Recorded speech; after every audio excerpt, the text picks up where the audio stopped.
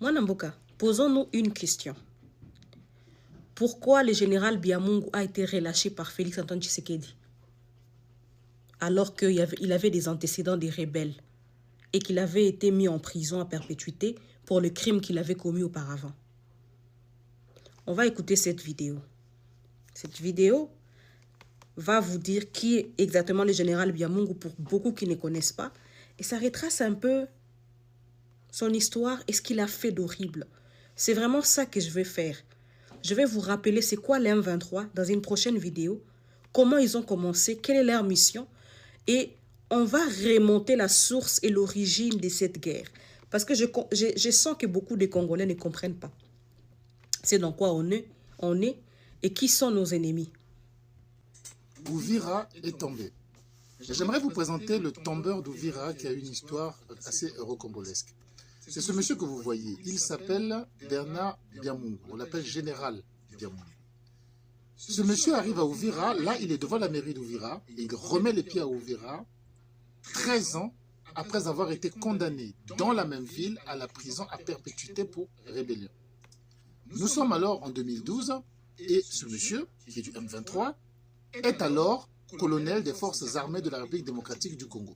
Il est lui-même issu d'une ancienne rébellion qui s'appelait le CNDP, qui a fait la paix avec le régime congolais en 2009, et ils sont intégrés dans l'armée, lui au grade de colonel, et il est nommé commandant militaire de toute la sous-région qui englobe Uvira. En 2012, il commet une rébellion contre son supérieur, donc le commandant de la région, et ils sont arrêtés. Certains de ses amis s'enfuient.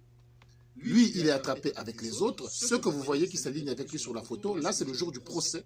Nous sommes le 30 mai 2012. Il est alors condamné à la prison à perpétuité et expédié à la prison militaire de Ndolo à Kinshasa.